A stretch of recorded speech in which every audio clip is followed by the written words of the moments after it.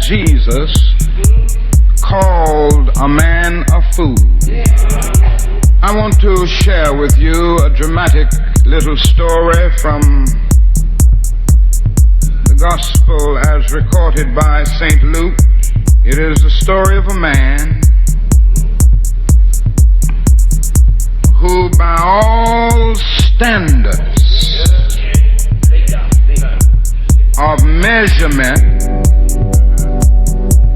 would be considered a highly successful man. And yet Jesus called him a fool.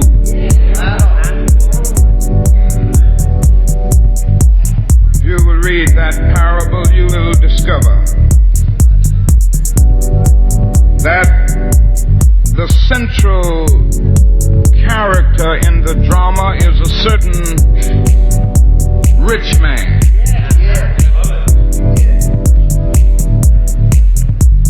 This man was so rich that his farm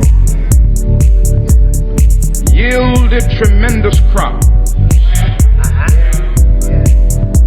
In fact, the crops were so great that he didn't know what to do. And it occurred to him that he had only one alternative, and that was to build some new and bigger barns so he could store all of his crops. Take thine ease, eat,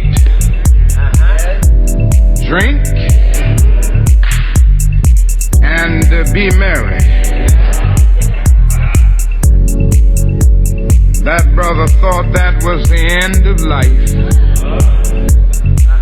But the parable doesn't end with that man making his statement. It ends by saying that God said to him, "Thou fool." Not next year, not next week, not tomorrow, but this night. Thy soul is required of thee.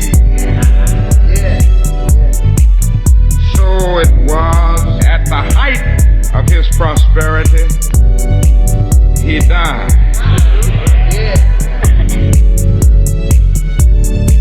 Look at that parable.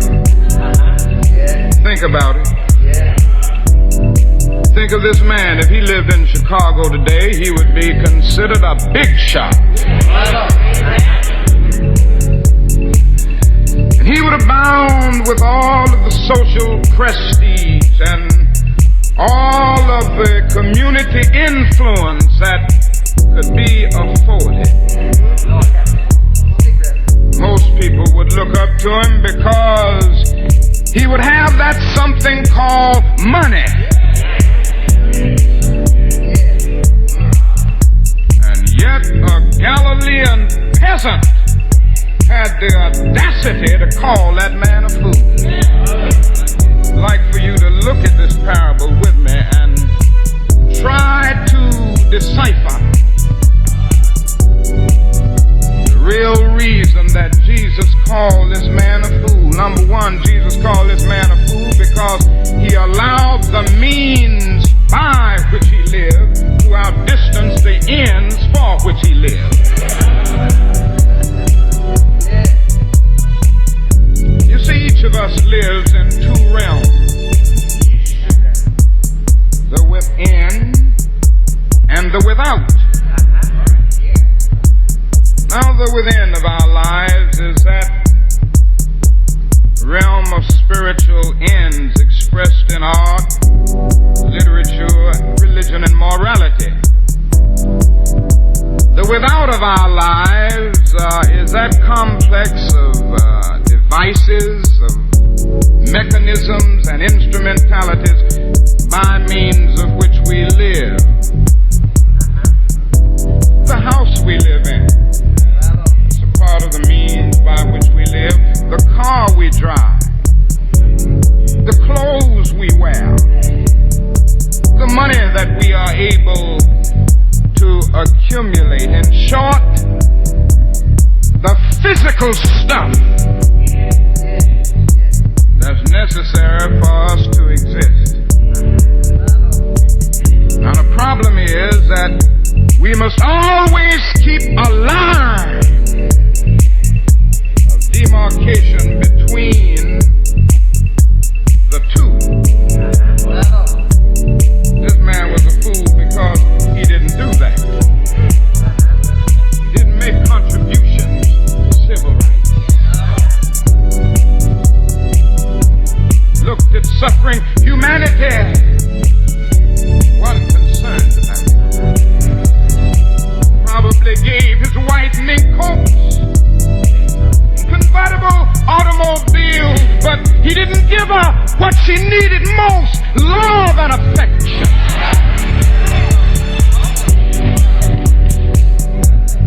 Probably provided bread for his children, but he didn't give them any attention. Didn't really love them. So this man justly deserved his title. He was an eternal fool. He allowed the means by which he lived to outdistance the ends for which he lived. Now, number two, this man was a fool because he failed to realize his dependence on others. Now, if you read that parable in the book of Luke, you will discover that this man utters about 60 words. And you know, in 60 words, he said I and my more than 15 times.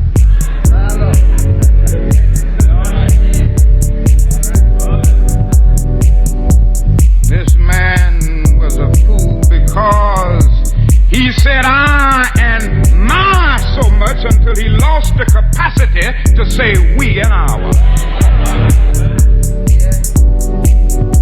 This man talked like he could build the barns by himself, like he could till the soil by himself. He failed to realize that wealth is always a result of the commonwealth.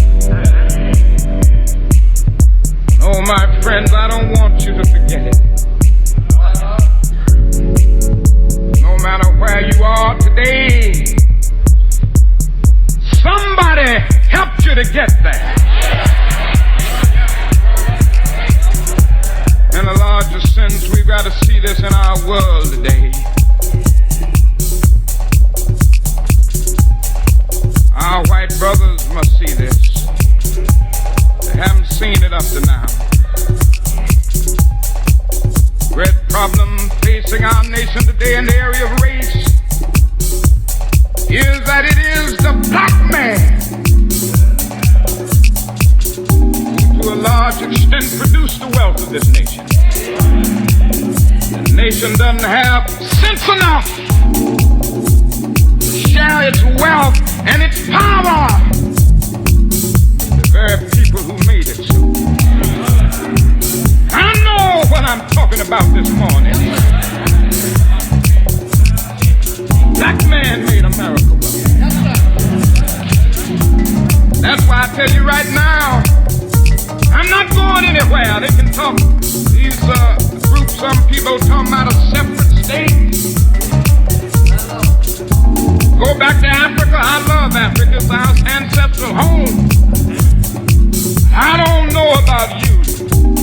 My grandfather and my great-grandfather did too much to build this nation for me to be talking about getting away from it.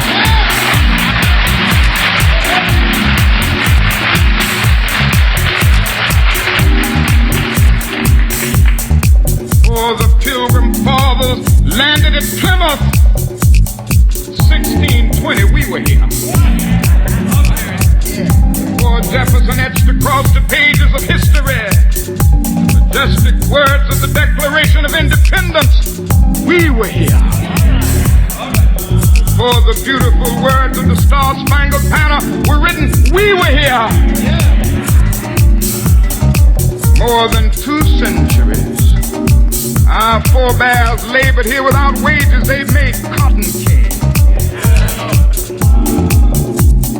With their hands and with their backs and with their labor. They built sturdy docks. The stout factories, the impressive mansions of the South. Now this nation is telling us that we can't build. Negroes are excluded almost absolutely from the building trade. It's lily white. Why? Because these jobs pay $6, $7, $8, $9, and $10 an hour, and they don't want Negroes to have it.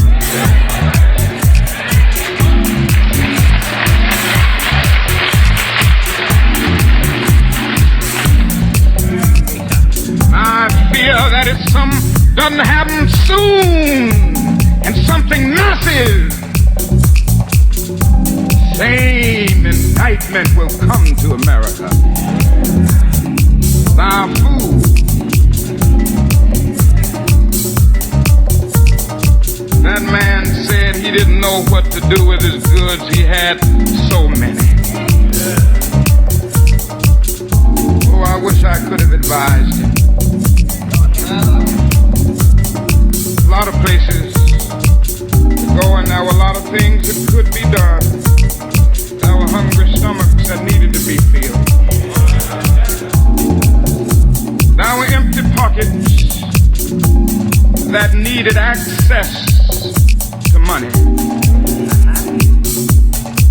America today, my friends, is all so rich and good. We have our bonds, and every day our rich nation is building new and larger and greater bonds. You know, we spend millions of dollars a day to store surplus food. But I want to say to America, I know where you can store that food free of charge. In the wrinkled stomachs of the millions of God's children in Asia and Africa and South America and in our own nation who go to bed hungry at night.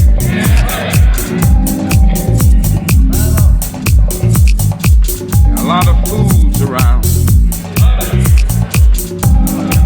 because they fail to realize their dependence on others. Finally, this man was a fool because he failed to realize his dependence on God. Do you know that man talked like he regulated the seasons? That man talked like he gave the rain to grapple with the fertility of the soil. That man talked like he provided the dew. He was a fool because he ended up acting like he was the creator instead of a creature. This man-centered foolishness is still alive today. You know, a lot of people are forgetting God. People just get involved in other things. I tell you this morning, my friend, there's no way to get rid of it. One day, you're going to need it. Problems of life will begin to overwhelm you. Disappointments will begin to beat upon the door of your life like a tidal wave. If you don't have a deep and patient faith, you aren't going to be able to make it. I know this from my own experience. I grew up in the church. I'm the son of a preacher. I'm the great-grandson of a preacher. and the great-great-grandson of a preacher. My father is a preacher, my grandfather was a preacher, my great-grandfather was a preacher, my only brother is a preacher, my daddy's brother is a preacher, so I didn't have much choice, I guess.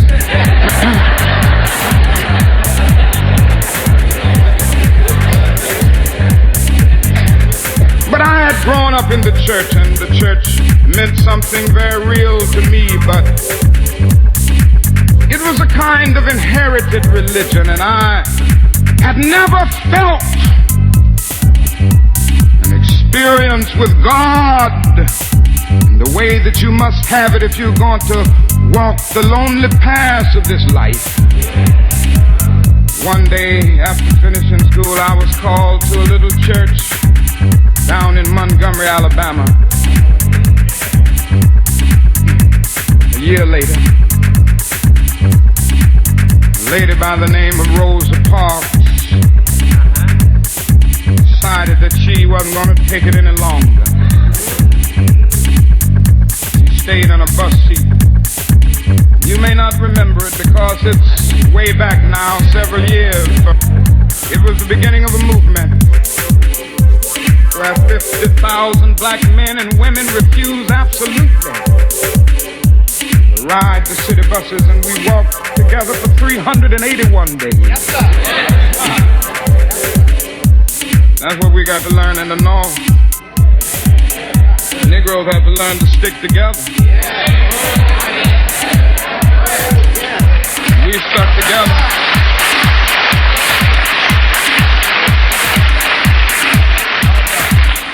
We sent out the call. No Negro rode the buses. It was one of the most amazing things I've ever seen in my life. People of Montgomery asked me to serve as the spokesman. And as the president of the new organization, the Montgomery Improvement Association, that came into being to lead the boycott, I couldn't say no. Then we started our struggle together. Things were going well for the first few days, but then about 10 or 15 days later, after the white people in Montgomery knew that we meant business, they started doing some nasty things. They started making nasty telephone calls and came to the point that some days more than 40 telephone calls would come in, threatening my life, the life of my family, the life of my children. I took it for a while in a strong manner, but I never will forget one night very late. It was around midnight. And you can have some strange experiences at midnight. The telephone started ringing and I picked it up. On the other end was an ugly voice. That voice said to me in substance, "Nigger, we're tired of you and your mess now. If you aren't out of this town in 3 days, we're gonna blow your brains out and blow up your house." I've heard these things before, but for some reason that night it got to me. I turned over and I tried to go to sleep, but I couldn't sleep.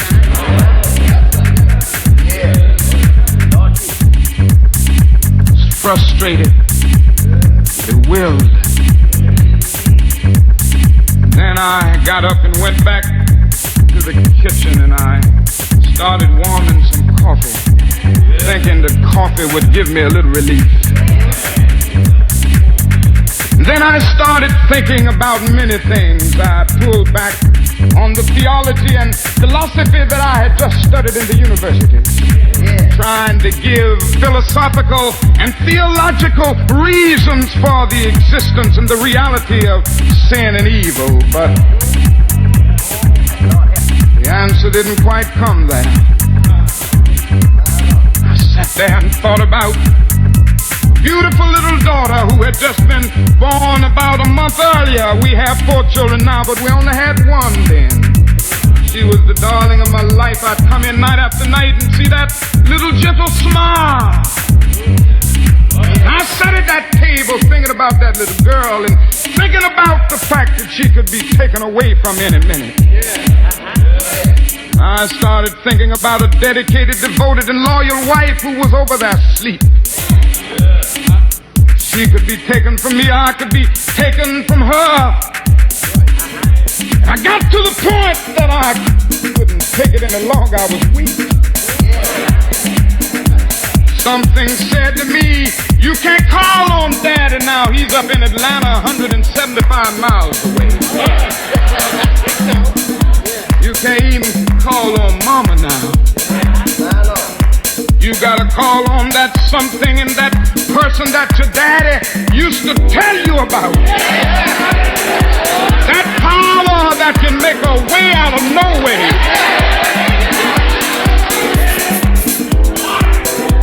I discovered then that religion had to become real to me, and I had to know God for myself.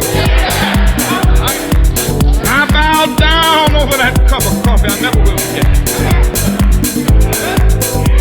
Oh yes, I prayed a prayer, and I prayed out loud that night.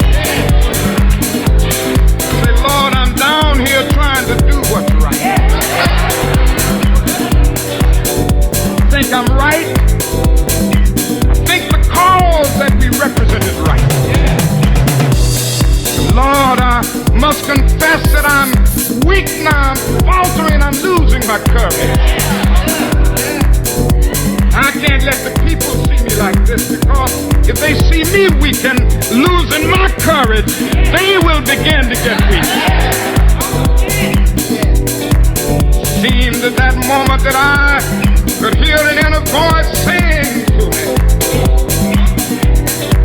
Martin Luther, stand up for righteousness. Stand up for justice. Stand up for truth. And lo, I will be with you even unto the end of the world. I tell you, I've seen the lightning flash. I've heard the thunder roll. I felt sin breakers dashing, trying to conquer my soul. But I heard the voice of Jesus saying still to fight on. He promised never to leave me, never to leave me alone. No, never alone. No, never alone. He promised never to leave me, never to leave me alone. I'm going on in believing in him. You better know him and know his name. Know how to call his name. Don't be a fool. Recognize your dependence on God. Centuries ago, Jeremiah raised the question, is there no balm in Gilead? Is there no physician there? Raised it because he saw the good people suffering so often and the evil people prospering. Centuries later, our slave foreparents came along. They too saw the injustices of life and had nothing to look forward to morning after morning but the rawhide whip of the overseer, long rows of cotton and the sizzling heat. But they did an amazing thing. Look back across the centuries, they took Jeremiah's question mark and straightened it into an exclamation point. They could sing, there is a balm in Gilead to make the wounded whole. There is a balm in Gilead to heal the sin-sick soul. And there's another stanza that I like so well. Sometimes I feel discouraged. I don't mind telling you this morning that sometimes I feel discouraged. I felt discouraged in Chicago. I moved through Mississippi and Georgia and Alabama. I feel discouraged.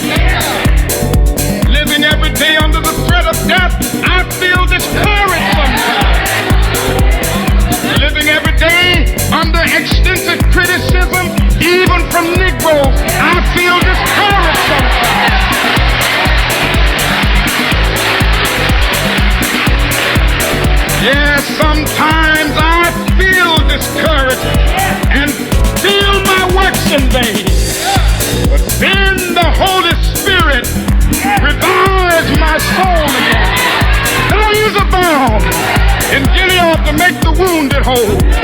There is a balm in Gilead to heal the sin-sick soul.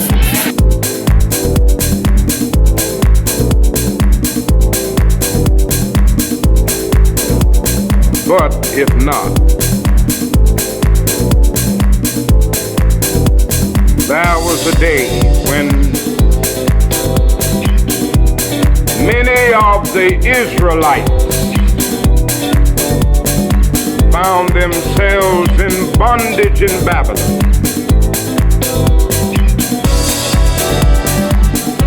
There was a king of Babylon by the name of Nebuchadnezzar. We read about him a good deal in the book of Daniel, and it stands as an epic that will remain stenciled on the mental sheets of unfolding generations. Nebuchadnezzar was a mighty king, and when he ruled, and when he issued an order, he meant business. Nebuchadnezzar issued an order. He made a golden image, and his order was that everybody under the reign of his kingship had to bow before that golden image and worship it. Now, those of you who read the Bible remember that story. One day Nebuchadnezzar called in the judges and the governors and the sheriffs, and they had a dedicatory service for this golden image. And then he said to them, I'm instructing you to see that everybody bows before this golden image. There were 3 young men around there. One's name was Shadrach. The other one's name was Meshach. And the other name was Abednego. And they answered, and I read it from the scripture. He said to the king, O Nebuchadnezzar, we are not careful to answer thee in this manner. If it be so, our God, whom we serve, is able to deliver us from the burning fiery furnace, and he will deliver us out of thine hand, O king. But if not, be it known unto thee, O king, that we will not serve thy God, nor worship the golden image which thou hast set up. Now I want you to notice first here that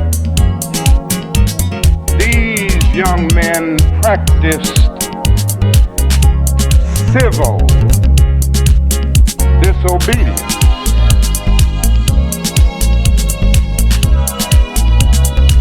Civil disobedience is the refusal to abide by an order of the government or of the state or even of the court that your conscience tells you is unjust. Civil disobedience is based on a commitment to conscience. In other words, one who practices civil disobedience is obedient to what he considers a higher law. And then there comes a time when a moral man can obey law which his conscience tells him is unjust. And I tell you this morning, my friend, history has moved on.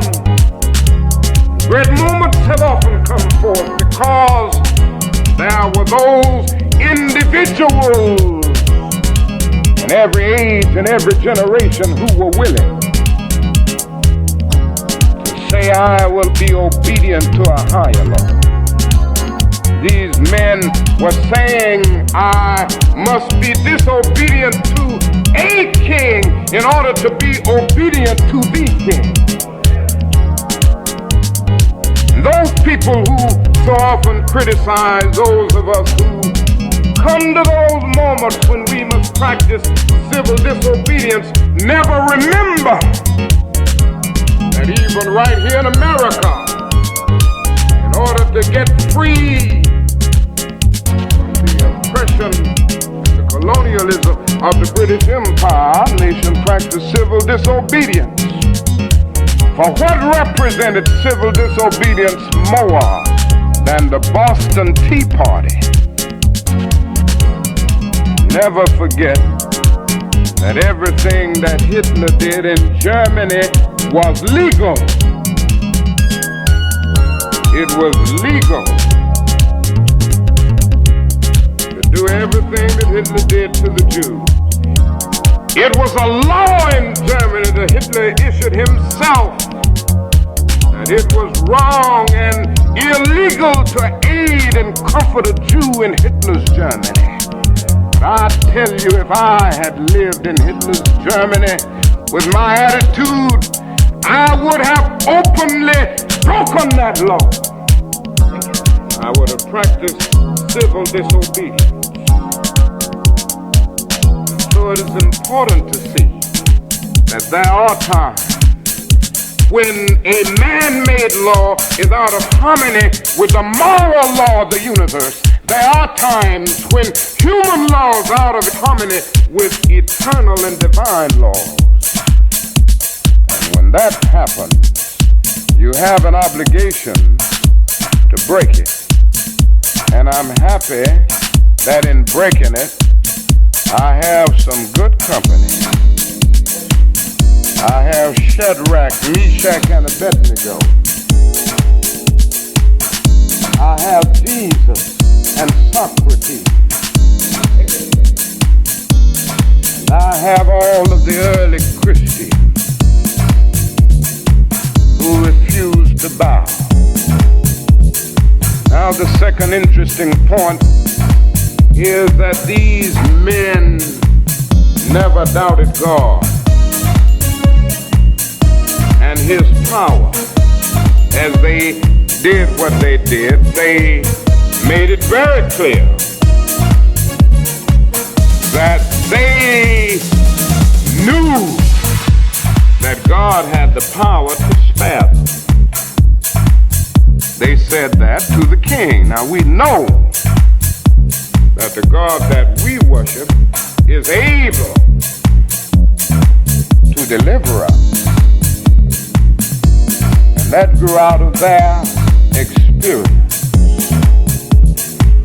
They had known God. They had experienced God in nature.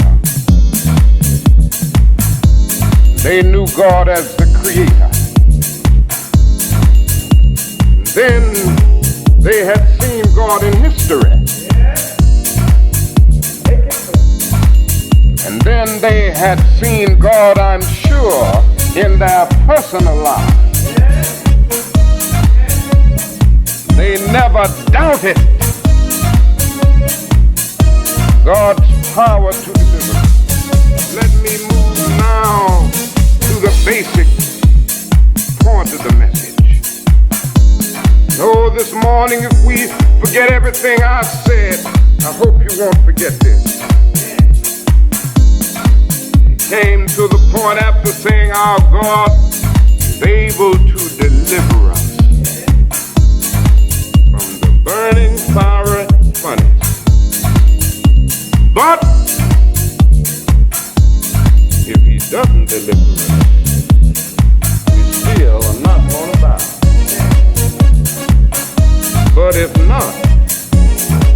that? These men were saying that our faith is so deep. We found something so dear and so precious that nothing can turn us away from it. Our God is able to deliver us, but if not, this simply means, my friends, that the ultimate test of one's faith is his ability to say, but if not. You see, there is what you may call an if faith, and there is a though faith. And the permanent faith, the lasting, the powerful faith is the though faith. Now the if faith says if all goes well, if life is hopeful, prosperous and happy, if I don't have to go to jail, if I don't have to face the agonies and burdens of life, if I'm not ever called bad names because of taking a stand that I feel that I must take, if none of these things happen, then I'll have faith in God. Then I'll be all right. That's the if faith. You know, a lot of people have the if faith. Jacob found himself in that dilemma once, and his faith was contingent on an if. And he said, now, if God will be with me, and if he will keep me in this way that I go, and if God will give me bread to eat and raiment to put on, that I come again to my Father's house in peace, then shall the Lord be my God. That's the if faith. Jacob hadn't quite gotten to the essence of religion. There is a though faith, though. And the though faith says, though things go wrong, though evil is temporarily triumphant, though sickness comes and the cross looms, nevertheless, I'm going to believe anyway, and I'm going to have faith anyway. Though the waters thereof roar and be troubled, though the mountains shake with the swelling thereof, the Lord of hosts is with us, the God of Jacob is our refuge. And old Job got to that point, and he had a though faith. He looked out, and everything that he had been taken away from him. And even his wife said to him, now, what you ought to do, Brother Job, is to curse God and die. God has been unkind to you. You should have let God know a long time ago that you would only follow him if he allowed you to stay rich. If he allowed your cattle to stay in place, you ought to curse him and die. No, because he hadn't treated you right. But Job said, honey, I'm sorry, but my faith is deeper than that. Though he slay me, yet will I trust him. My faith is a full faith. This is the essence of life and religion. The question is whether you have an if faith or whether you have a full faith. You know what this says in substance, that ultimately religion is not a bargaining matter. A lot of people bargain with God. You just let me avoid pain, God. If you allow me to be happy in all of its dimensions, if you don't allow any suffering to come, if you don't allow frustrating moments to come, then I'll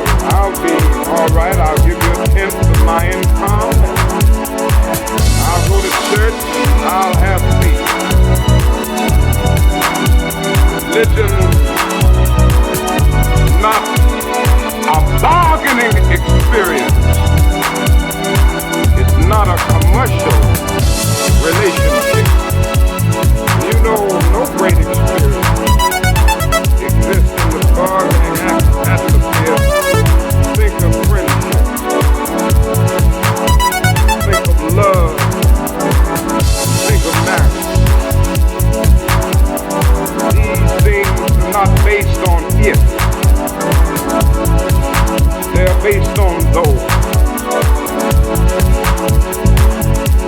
These great experiences are not based on a bargaining relationship, not an if faith, but a though faith.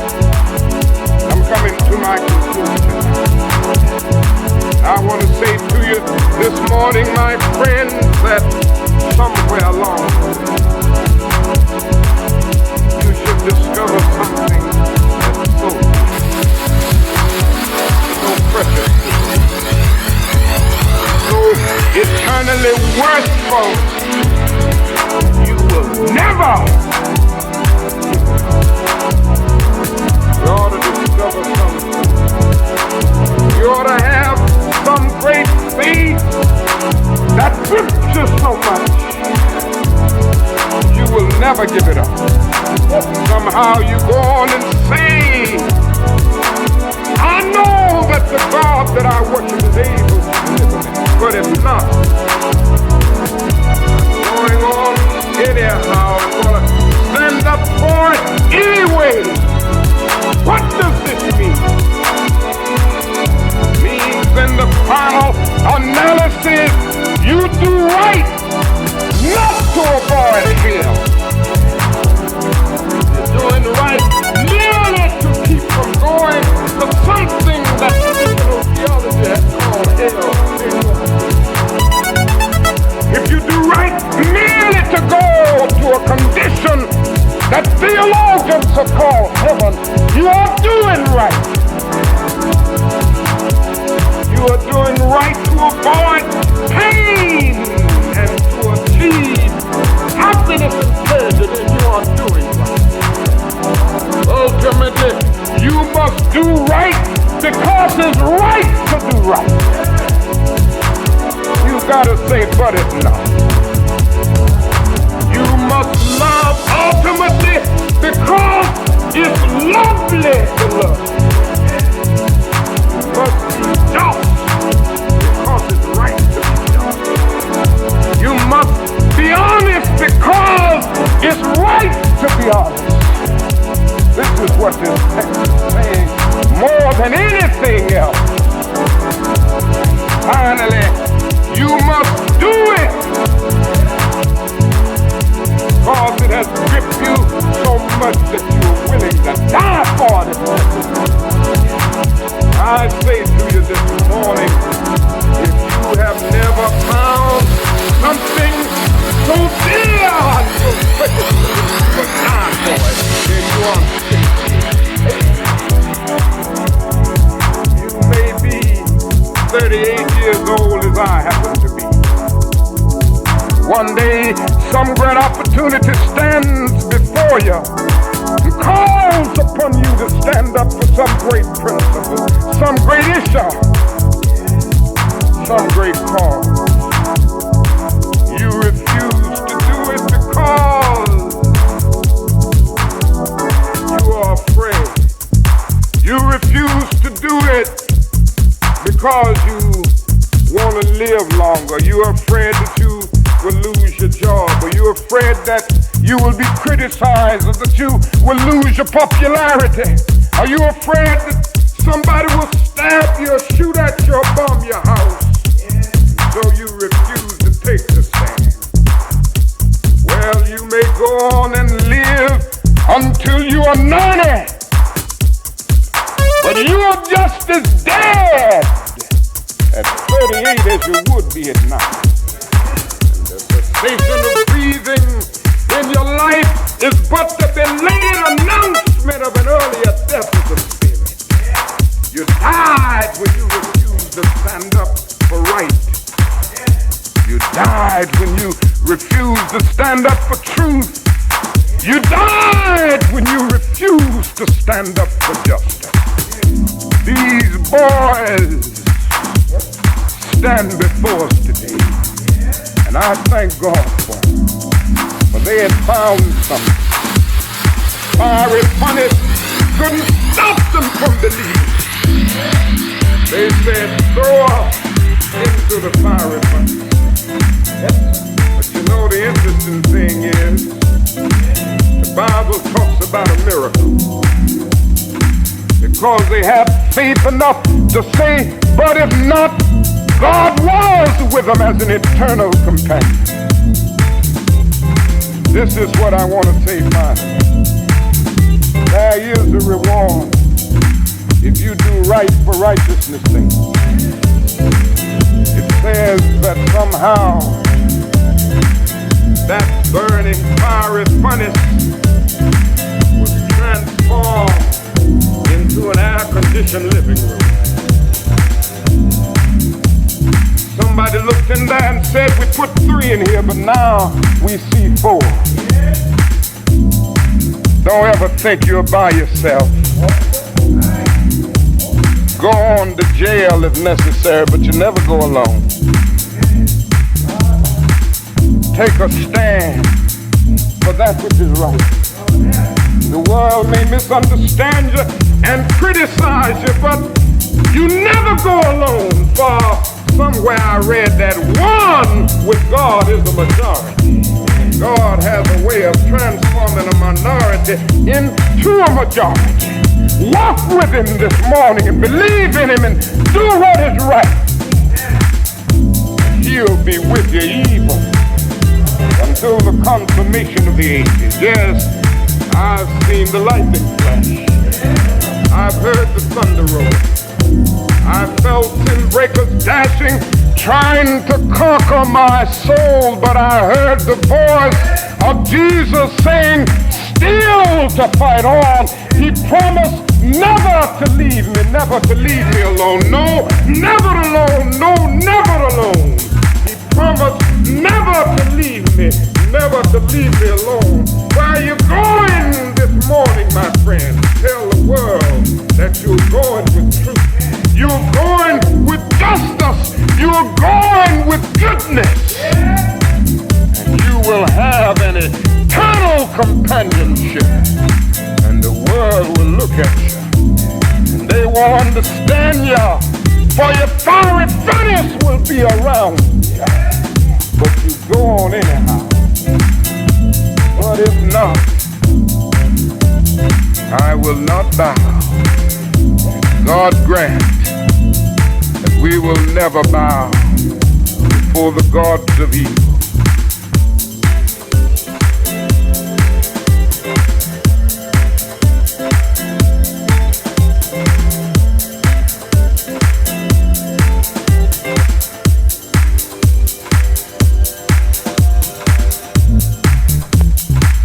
Every now and then I guess we all think realistically about that day when we will be victimized with what is life's final common denominator. That's something we call death. We all think about it, and every now and then I think about my own death, and I think about my own funeral, and I don't think of it in a morbid sense. Every now and then I ask myself, what is it? And I would want to say it. I'll leave the word to you this morning. If any of you are around when I have to meet my day, I don't want a long funeral. And if you get somebody to deliver the eulogy, tell them not to talk too long.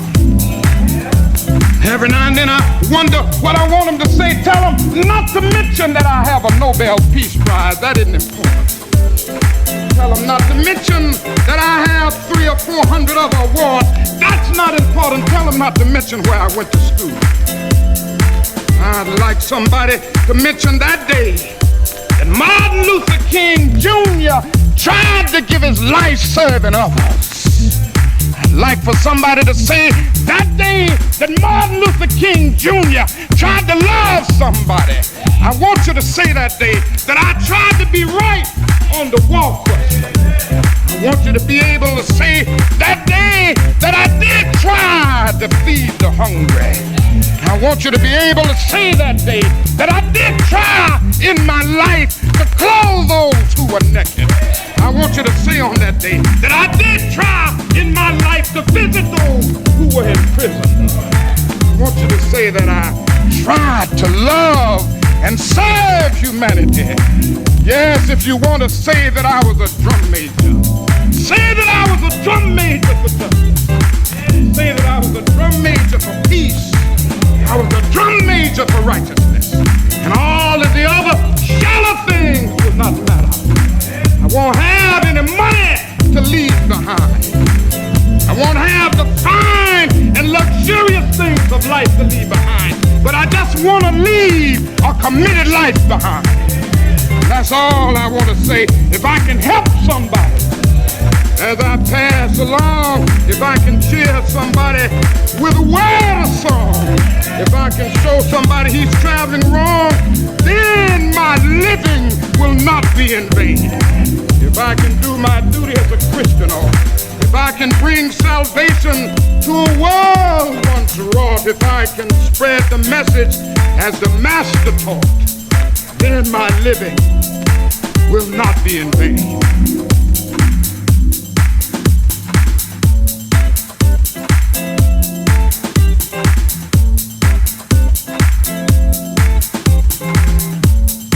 Let us rise up tonight with a greater readiness. Let us stand with a greater determination. Let us move on in these powerful days, these days of challenge, to make America what it ought to be. We have an opportunity to make America a better nation. And I want to thank God once more for allowing me to be here with you. I left Atlanta this morning, and as we got started on the plane, there were 6 of us.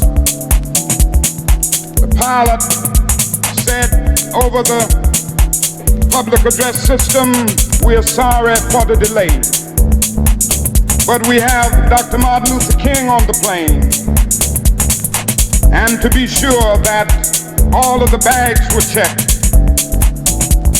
and to be sure that nothing would be wrong on the plane, we had to check out everything carefully, and we've had the plane protected and guarded all night."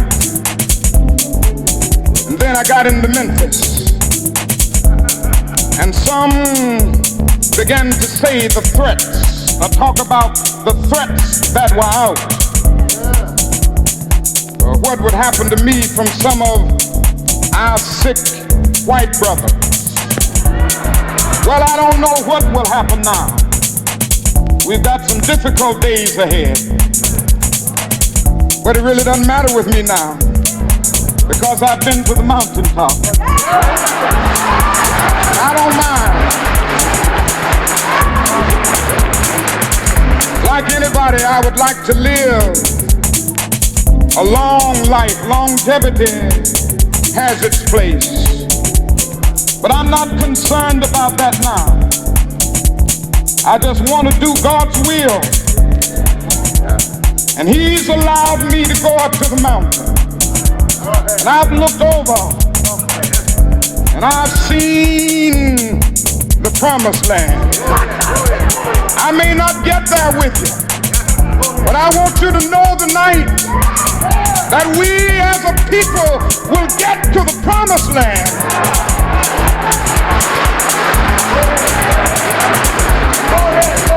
So I'm happy tonight. I'm not worried about anything. I'm not fearing any man. Mine eyes have seen the glory of the coming of the Lord.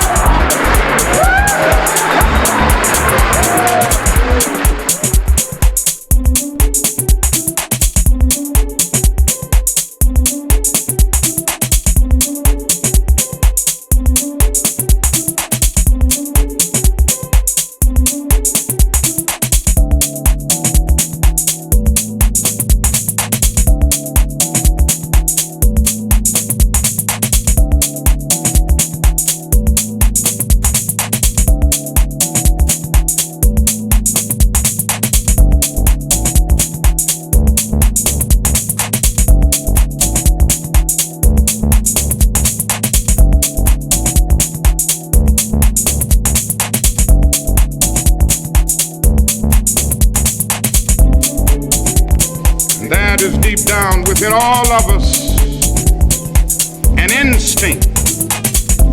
It's a kind of drum major instinct, a desire to be out front, a desire to lead the parade, a desire to be first. And it is something that runs the whole gamut of life. And so before we condemn them, let us see that we all have the drum major instinct. We all want to be important, to surpass others, to achieve distinction, to lead the parade. Do you know that a lot of the race problem grows out of the drum major instinct? A need that some people have to feel superior. A need that some people have to feel that they are first and to feel that their white skin ordained them to be first. And they have said over and over again, in ways that we see with our own eyes. In fact, not too long ago, a man down in Mississippi said that God was a charter member of the White Citizens Council. And so God being the charter member means that everybody who's in that has a kind of divinity, a kind of superiority. Think of what has happened in history. As a result, this perverted use of the drum major instinct led to the most tragic prejudice, the most tragic expressions of man's inhumanity to man. And not only does this thing go into the racial struggle, it goes into the struggle between nations. And I would submit to you this morning that what is wrong in the world today is that the nations of the world are engaged in a bitter, colossal contest for supremacy. And if some doesn't happen to stop this trend, I'm sorely afraid that we won't be here to talk about Jesus Christ and about God and about brotherhood too many more years. If somebody doesn't bring an end to this suicidal thrust that we see in the world today,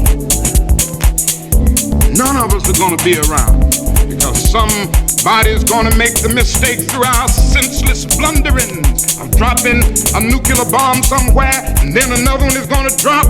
And don't let anybody fool you. This can happen within a matter of seconds. They have 20 megaton bombs in Russia right now that can destroy a city as big as New York in 3 seconds with everybody wiped away in every building. And we can do the same thing to Russia and China. But this is where we are drifting, and we're drifting there because nations are caught up with the drum major instinct. I must be first. I must be supreme. Our nation must rule the world. And I am sad to say that the nation in which we live is the supreme culprit. And I'm going to continue to say it to America, because I love this country too much to see the drift that it has taken. God didn't call America to do what she's doing in the world now.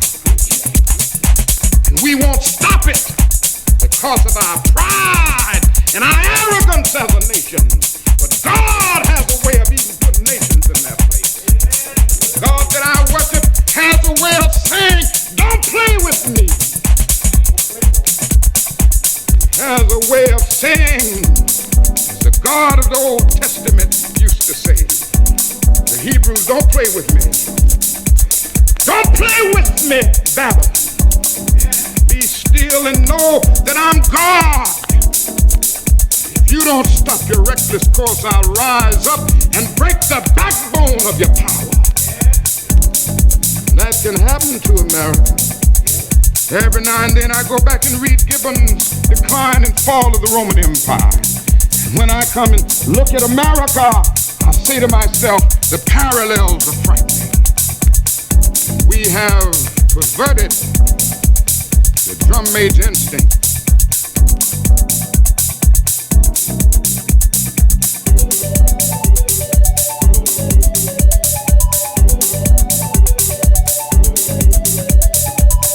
In the past several years, it has become clear that the technique of mass, non-violent direct action has not only become the accepted method of the civil rights movement, but beyond that, the vast majority of all Americans now support and approve it. What began as a limited expression of protest 10 years ago in Montgomery, Alabama, to integrate a bus line has grown into a national phenomenon. Its history spiraled over the decade. The movement returned to Montgomery and involved in direct action nuns and priests, rabbis, Protestant ministers, and laity of every race, social class, and age. Many observers have been surprised and even shocked by these methods. The enemies of the civil rights movement have been quick and vocal to denounce them as undemocratic pressure tactics and even un-American in philosophy. Yet the truth is that no one can scorn nonviolent direct action or civil disobedience without canceling out American history. The first nonviolent direct action did not occur in Montgomery. Its roots go back to the American Revolution and the boycott against British tea, culminating in the Boston Tea Party. It was a favorite weapon of the suffragette movement when women had to fight for their right to vote. It was a technique the trade unions employed to organize the mass production industries. Many here tonight can recall the events of the 30s. Federal court injunctions crippled and stifled union organization. Even a Wagner Act could not facilitate a breakthrough. When the now historic sit-down strikes burst forth in 1937, a new national attitude congealed. Through the Congress of Industrial Organizations, a new major movement was born. Then, too, the nation was warned that the profit system was a target of this new form of struggle. Nearly 3 decades later, we're able to see that the profit system was not only unimpaired, but became significantly strengthened. If there is some confusion about the origins of nonviolent direct action, that is even more about civil disobedience. The two methods are not synonymous. Civil disobedience in its true sense has not been employed by Negroes in their struggle. To utilize civil disobedience in its authentic historical form involves defiance of fundamental national law. For example, when Antigone insisted upon her right to follow her individual conscience and religious convictions to bury her brother, she was defying the king and the unqualified majesty of his law. When the Quakers refused to return runaway slaves, they were defying the Supreme Court in the Dred Scott decision. When Thoreau refused to pay taxes in protest against the Mexican War, he was breaking a fundamental legislative enactment, opposing the declaration of war of the Congress. Certainly we all understand this, and I heartily approve of civil disobedience in a creative sense in many instances. But we must see that the Negro today, when he marches in the streets, is not practicing civil disobedience because he is not challenging the Constitution, the Supreme Court, or the enactments of Congress. Instead, he seeks to uphold them. He may be violating local municipal ordinances or state laws, But it is these laws which constitute basic national law. Negroes, by their direct action, are exposing the contradiction. The civil disobedience, or I should say uncivil disobedience in the situation resting on unjust foundations, is that of the segregationists. Negroes have not willfully and frivolously violated the law. Many good-hearted people believe they do exactly that and forgive them on grounds that they endured appalling grievances. Yet these people forgive them for misdeeds they are not committed. The truly unsocial lawbreaker disregards law because he as an individual is seeking a personal advantage. Negroes have never forgotten, even under the crushing burdens of injustice, they are connected with the larger society, that the roads they may obstruct, the public buildings they picket are used in common by all citizens. For that reason, before a protest can be approved by responsible leadership, they must answer the following questions. 1, do we have a just grievance? Or is our purpose merely to create confusion for its own sake as a form of revenge? 2, have we first used every form of normal means to eliminate the problem by negotiation, petition, and appropriate appeals to authority? 3, having found these channels useless or forcibly closed to us, when we embark upon any type of lawbreaking, are we prepared to accept the consequences society will inflict and to maintain, even under punishment, a sense of brotherhood?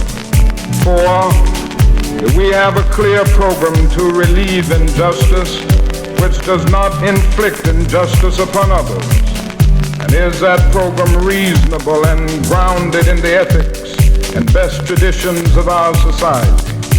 In establishing these prerequisite conditions before employing direct action, the civil rights movement meets its responsibility to society and fulfills its obligations to democratic principles. Even after the movement embarks upon a program of nonviolent direct action or civil disobedience, its purposes are not narrowly confined to attain benefits exclusively for the Negro. It is an axiom of nonviolent action and democracy that when any group struggles properly and justly to achieve its own rights, it enlarges the rights of all.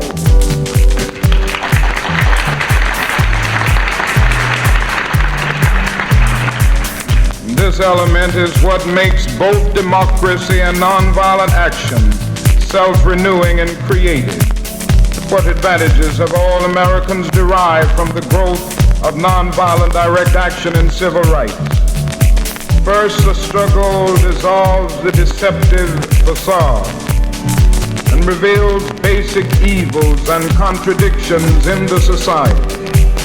Tens of millions of Americans a decade ago were ignorant of the actual conditions of life of the Negro, both in the North and in the South. Until there was awareness, there could be no consensus to make corrections. The long list of federal legislative enactments and Supreme Court decisions illustrate how extensive were the wrongs that blighted our society. Second, programs for remedying evils are not confined in their effects to Negroes.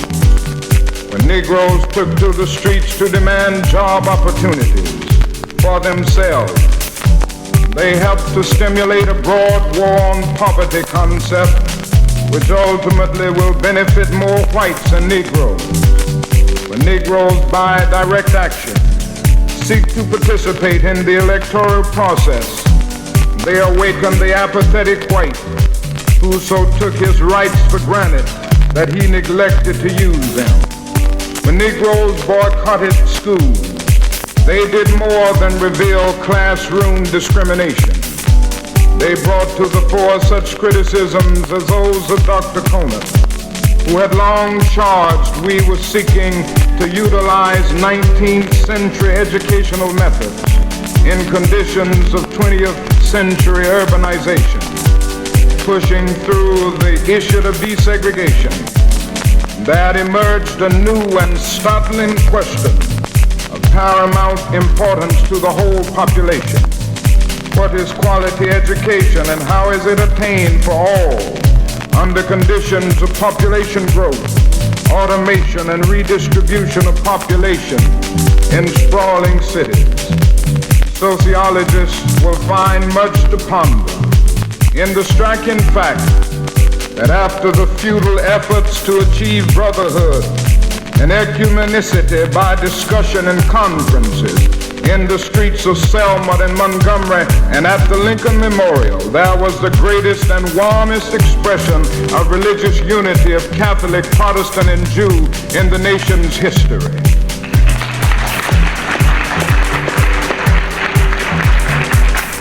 One of the most profound of all results of the Negro upsurge has been its effect upon the youth of the nation. From the student-led sit-ins of 1960, an awakening of social thought and action has swept the campuses of the nation. In addition to overcoming the stultifying effects of McCarthyism, the movement has, in a few years, changed the total description of American youth. From the silent generation, they have become the morally and socially concerned generation. From the single issue of civil rights, interest has broadened to questions of peace and poverty. From exclusively student involvement, the issues now have become the concern of faculty and scholars of every description.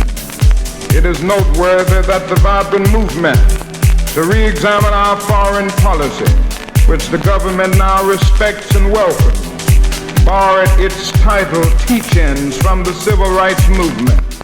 The student awakening and the student mass action rest upon no specific political tendency, but impresses the whole democratic political spectrum.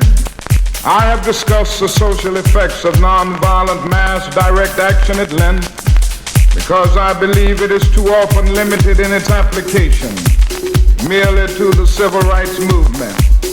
Perhaps if there had been a broader understanding of the uses of nonviolent direct action in Germany, Hitler was rising and consolidating his power. The brutal extermination of 6 million Jews and millions of other war dead might have been averted, and Germany might never have become totalitarian. Protestants and Catholics had engaged in nonviolent direct action, had made the oppression of the Jews their very own oppression, and had come into the streets beside the Jews to scrub the sidewalks, and had Gentiles worn the stigmatizing yellow armbands by the millions. A unique form of mass resistance to the Nazi regime might have developed. I'm fully aware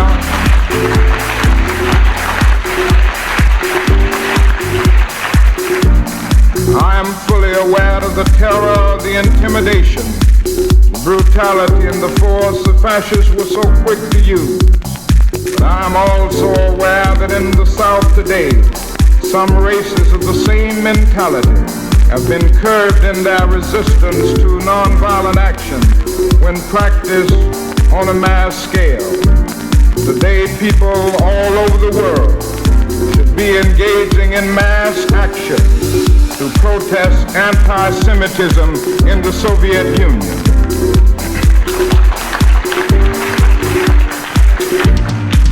That is a dangerous silence today, which unintentionally encourages evil to flourish.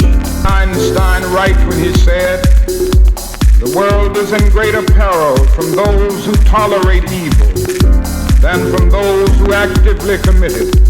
Did not President Kennedy warn that those who do nothing are inviting shame as well as violence? Will the nation ever forget the searing impact of Rabbi Joachim Prince's admonition as he spoke at the March on Washington in 1963? When I was a rabbi of the Jewish community in Berlin under the Hitler regime, I learned many things. The most important thing that I learned in my life and under tragic circumstances is that bigotry and hatred are not the most urgent problems. The most urgent, the most disgraceful, the most shameful, and the most tragic problem is silence. A great people which had created a great civilization had become a nation of silent onlookers. They remain silent in the face of hate, in the face of brutality, and in the face of mass murder. America must not become a nation of onlookers. America must not remain silent. Not merely Black America, but all of America. It must speak up and act from the president down to the humblest of us, and not for the sake of the Negro, for the sake of the image, the idea, and the aspiration of America itself.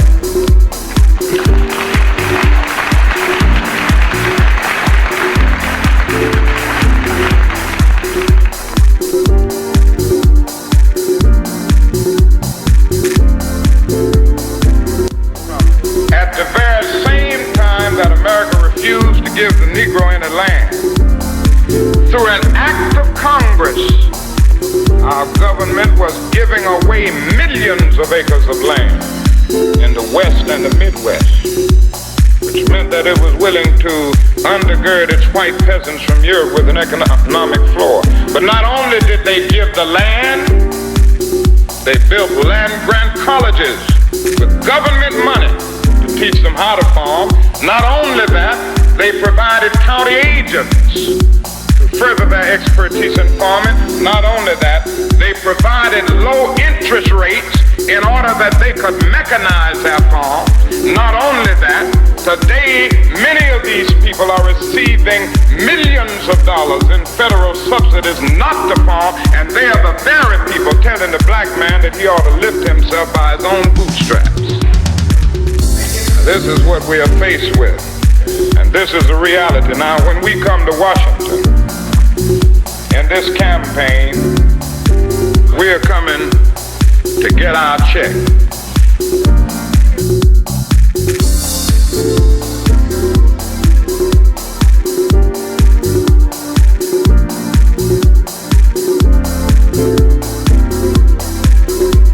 At this time, I have the honor to present to you the moral leader of our nation. A great, dedicated man.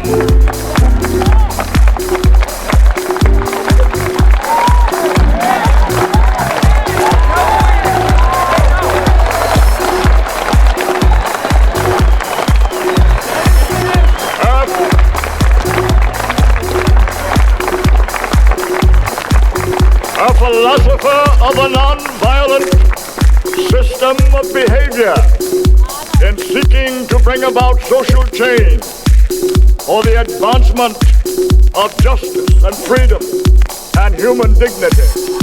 I have the pleasure to present to you Dr. Martin Luther King, Jr.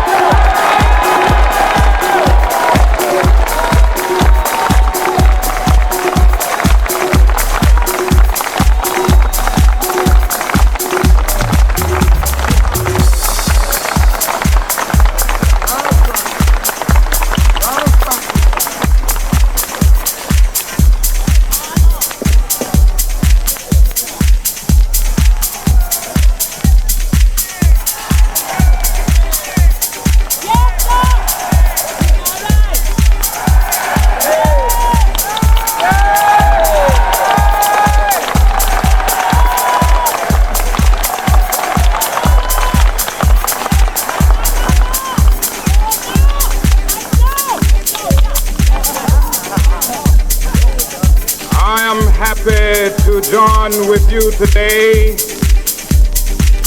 in what will go down in history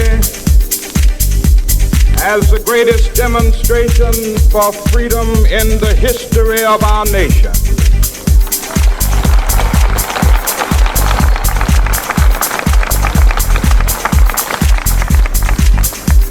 Five score years ago, a great American in whose symbolic shadow we stand today signed the Emancipation Proclamation. This momentous decree came the great beacon light of hope to millions of Negro slaves who had been seared in the flames of withering injustice. It came as a joyous daybreak to end the long night of their captivity. But 100 years later, the Negro still is not free. 100 years later, the life of the Negro is still sadly crippled by the manacles of segregation and the chains of discrimination. 100 years later, the Negro lives on a lonely island of poverty in the midst of a vast ocean of material prosperity. 100 years later, the Negro is still languished in the corners of American society. He finds himself in exile in his own land. So we've come here today to dramatize a shameful condition. In a sense, we've come to our nation's capital to cash a check. And the architects of our republic wrote the magnificent words of the Constitution and the Declaration of Independence. They were signing a promissory note to which every American was to fall heir. This note was a promise that all men, yes, black men as well as white men, would be guaranteed the unalienable rights of life, liberty, and the pursuit of happiness. It is obvious today that America has defaulted on this promissory note insofar as her citizens of color are concerned. Instead of honoring this sacred obligation, America has given the Negro people a bad check, a check which has come back marked insufficient funds.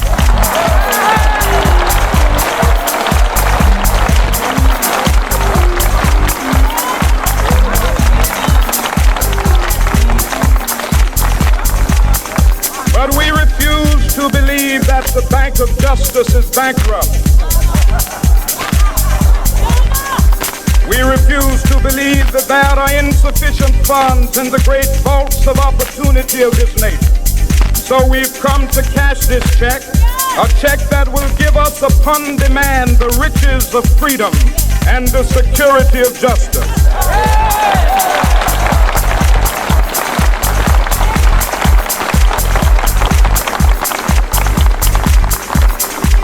We have also come to this hallowed spot to remind America of the fierce urgency of now. This is no time to engage in the luxury of cooling off or to take the tranquilizing drug of gradualism.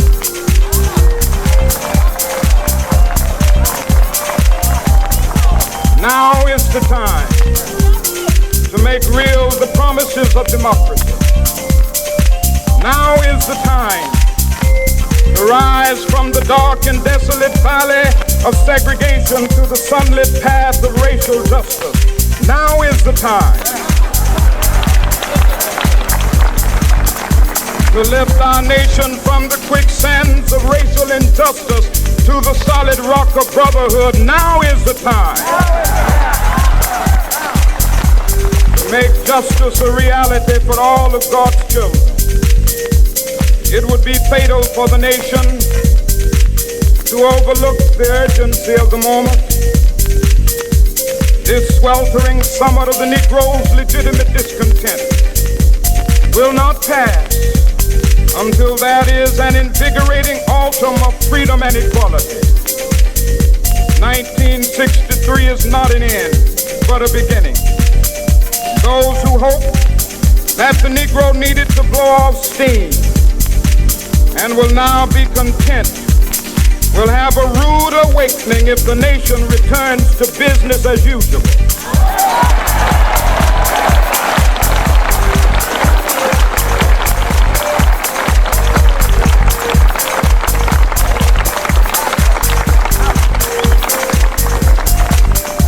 There will be neither rest nor tranquility in America until the Negro is granted his citizenship rights. The whirlwinds of revolt will continue to shake the foundations of our nation until the bright day of justice emerges. That is something that I must say to my people who stand on the warm threshold which leads into the palace of justice. In the process of gaining our rightful place, we must not be guilty of wrongful deeds. Let us not seek to satisfy our thirst for freedom by drinking from the cup of bitterness and hatred.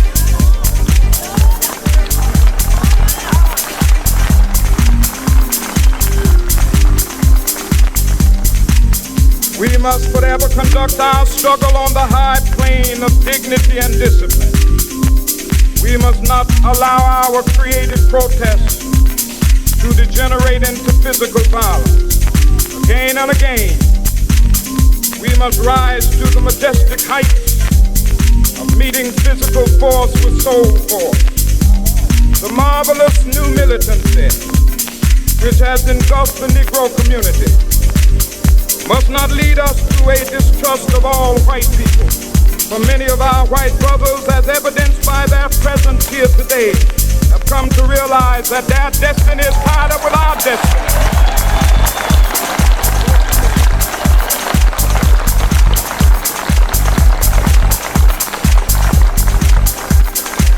They have come to realize that their freedom is inextricably bound to our freedom. We cannot walk alone. As we walk, we must make the pledge that we shall always march ahead.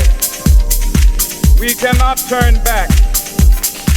There are those who are asking the devotees of civil rights, when will you be satisfied? We can never be satisfied as long as the Negro is the victim of the unspeakable horrors of police brutality. We can never be satisfied as long as our body is heavy with the fatigue of travel, cannot gain lodging in the motels of the highways and the hotels of the cities.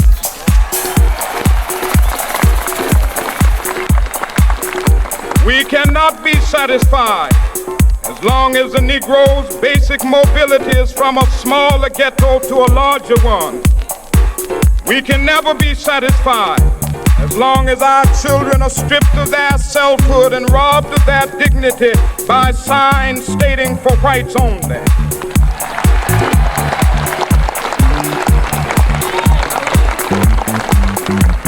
We cannot be satisfied as long as a Negro in Mississippi cannot vote and a Negro in New York believes he has nothing for which to vote.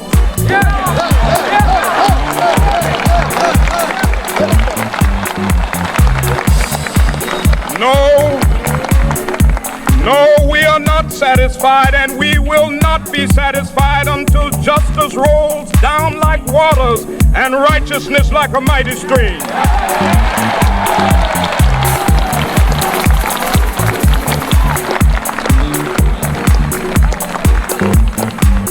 I am not unmindful that Some of you have come here out of great trials and tribulations.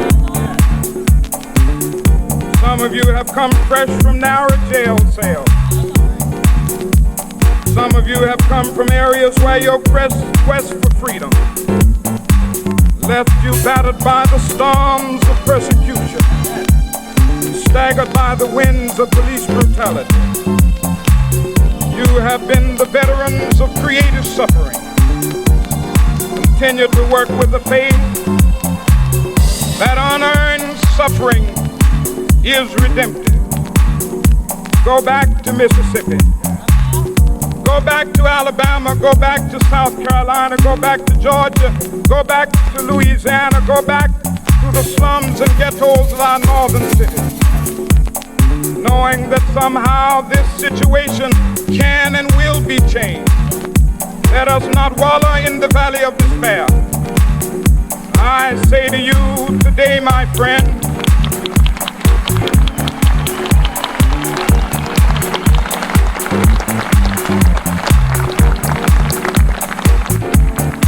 so even though we face the difficulties of today and tomorrow, I still have a dream. It is a dream deeply rooted in the American dream. I have a dream that one day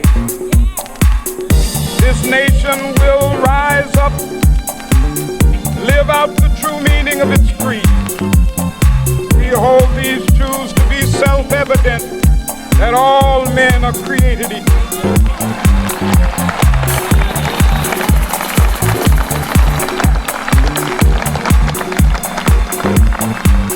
I have a dream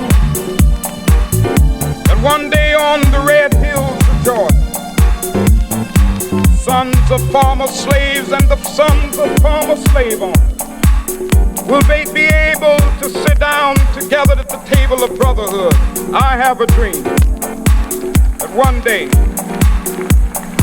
even the state of Mississippi, a state sweltering with the heat of injustice, sweltering with the heat of oppression, be transformed into an oasis of freedom and justice. I have a dream. My 4 little children will one day live in a nation where they will not be judged by the color of their skin, but by the content of their character. I have a dream today.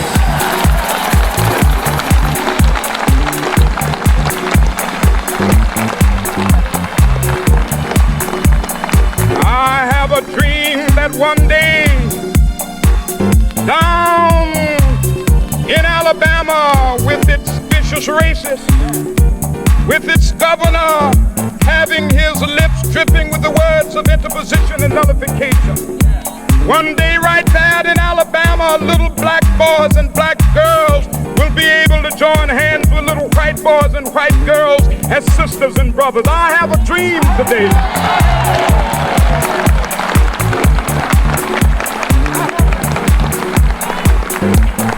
I have a dream that one day every valley shall be exalted. Every hill and mountain shall be made low. The rough places will be made plain, and the crooked places will be made straight. And the glory of the Lord shall be revealed, and all flesh shall see it together. This is our hope. This is a faith that I go back to the South with. With this faith, we will be able to hew out of the mountain of despair a stone of hope. With this faith, we will be able to transform the jangling discords of our nation into a beautiful symphony of brotherhood. With this faith, we will be able to work together, to pray together, to struggle together, to go to jail together, to stand up for freedom together, knowing that we will be free one day. This will be the day. This will be the day when all of God's children be able to sing with new meaning, my country, tears of thee. Sweet land of liberty, of thee I sing. Land where my fathers died, land of the pilgrim's pride. from every mountainside. Let freedom ring, and if America is to be a great nation, this must become true. So let freedom ring from the prodigious hilltops of New Hampshire. Let freedom ring from the mighty mountains of New York. Let freedom ring from the heightening Alleghenies of Pennsylvania. Let freedom ring from the snow-capped Rockies of Colorado. Let freedom ring from the curvaceous slopes of California. But not only that, let freedom ring from Stone Mountain of Georgia. Let freedom ring from Lookout Mountain of Tennessee. Let freedom ring from every hill and molehill of Mississippi, from every mountainside. Let freedom ring, and when this happens, when we allow freedom ring, when we let it ring from every village and every hamlet, from every state and every city, we will be able to speed up that day when all of God's children, black men and white men, Jews and Gentiles, Protestants and Catholics, will be able to join hands and sing in the words of the old Negro spiritual, free at last, free at last. Thank God Almighty, we are free at last.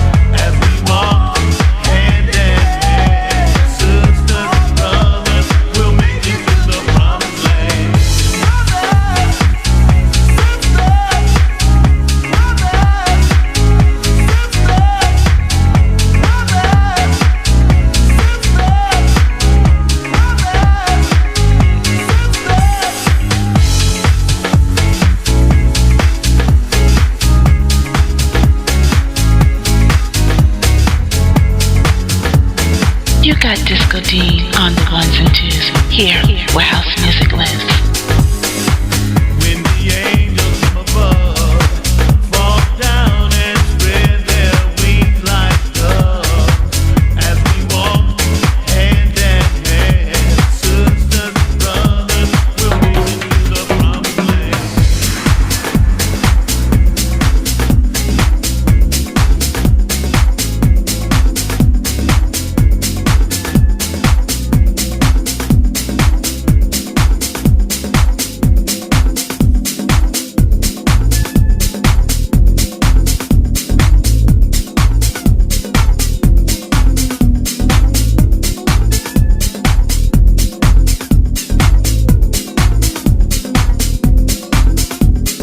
I turned on the news today, and it nearly made me cry. Another child was taken away right before a mother's eyes.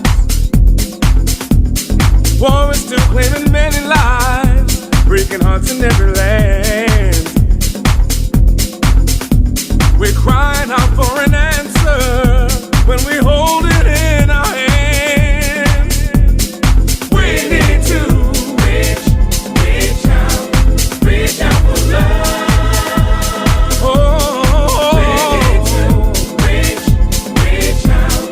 reach out for love. We need to reach out for love. Reach out for love. We need to reach out for love. Walk through a city anywhere, there are so many in need. They have no way, have no direction, and then let's plant the seed. We've got to stand together, if not we'll fall alone. If each one could reach one, and then we restore the whole. We need to reach out for love. Reach out. We need to reach out for love. We need to reach out for some love. We need to reach out for love. Reach out for love. We need to reach out for love. Throw your hands up in the air and find something greater than. Throw your hands up in the air. Throw your hands up in the air. Throw your hands up in the air. Can you feel me reaching out for you? Throw your hands up in the air. Throw your hands up in the air. Throw your hands up in the air and find something greater than. Throw your hands up in the air. Throw your hands up in the air. Throw your hands up in the air. Throw your hands up in the air. Throw your hands in the air. Reach out for love.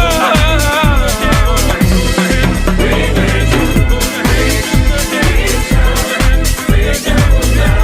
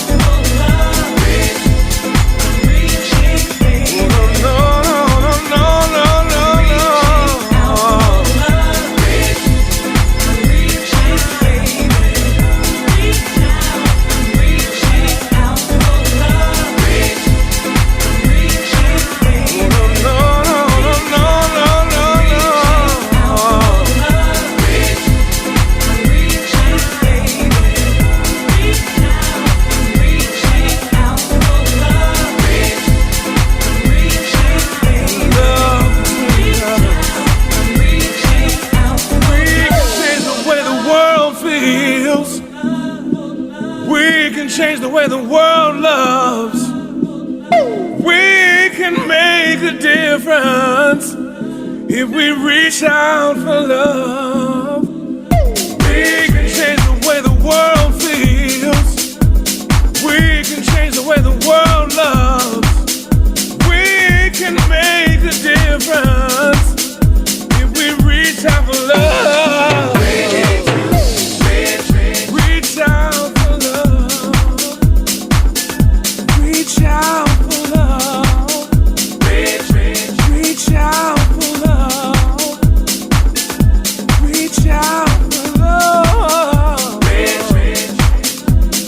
Oh.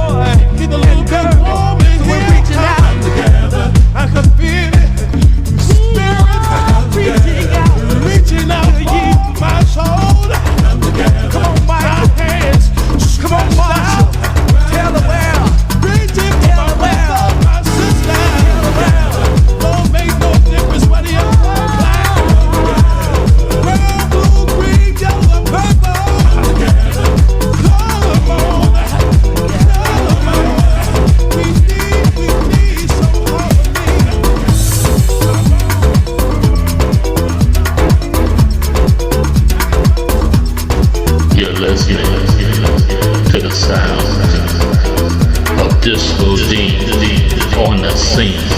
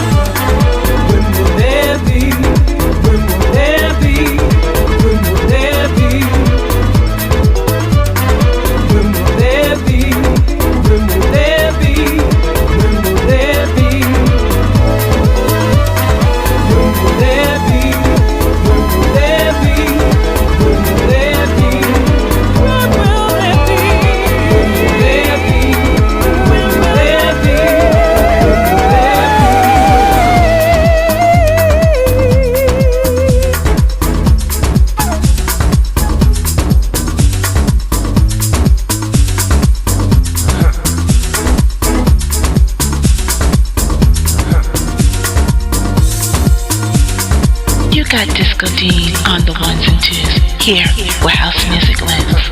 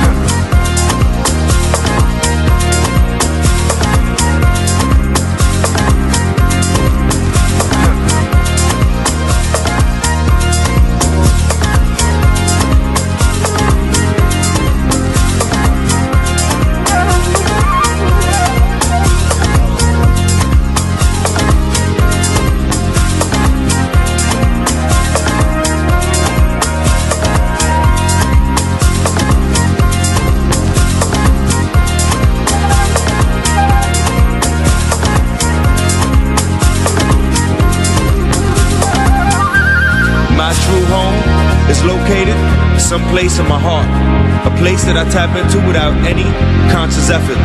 When I stand in front of a tree, I can feel the love that it gives me, leaving me drenched with secret enlightenment. Secret to those who are blind, secret to those who are blind to the everlasting flow of love, in life and out of life. Forever something is loving you, giving you hope. You don't have to do that dope. The shadow absorbs when it can, it's cold, no embracement.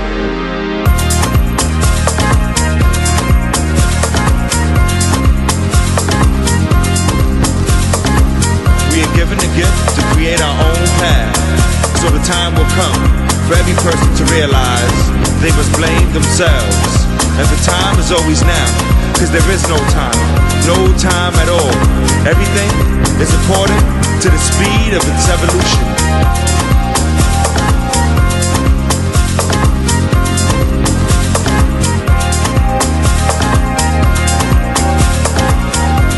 Revolution takes place in the core source, in the spring of who you are.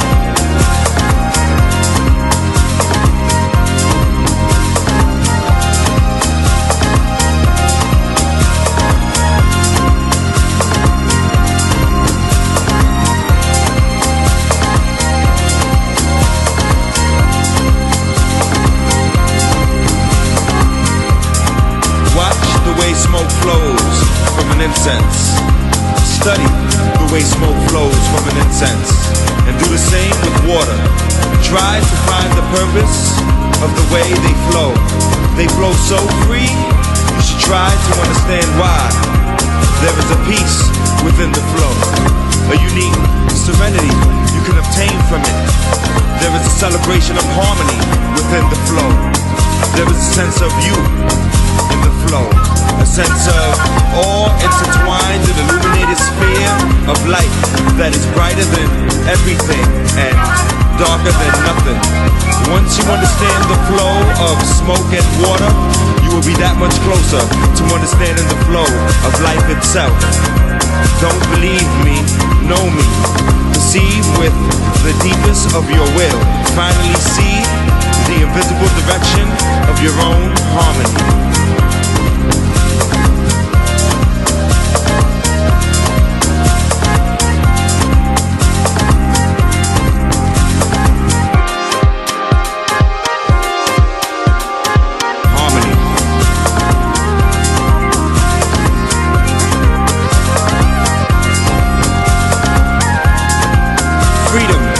Your perception, but it gets confusing because we are still connected and we can never separate. The circle must be respected. To achieve peace, you should meditate sincerely. Seek for good health. Seek for the summit of your vibration. Be all you can be. Feel yourself pulling in planets from all directions, counter-rotating their spin. Receive the love from all things. Put it together with your love and then give it back to all things. You are now ready to become everything. You should not be afraid anymore. You should want to live a beautiful life, a colorful life. In the change of the seasons, we transform. We cannot hold on to things for long. Some of the precious stones belong to the wise dragon. Metamorphosize yourself and become content. Become rhythmic, become harmony.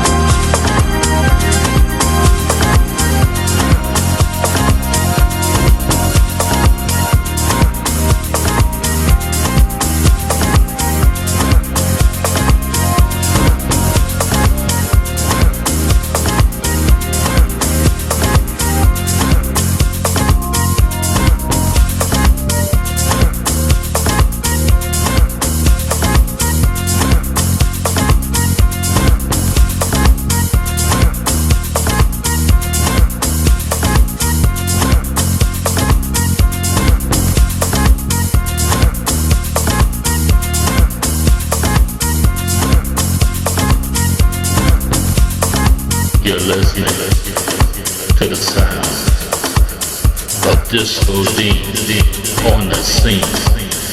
You can live, you can die. There ain't no time to wonder why. Life is short, life is long.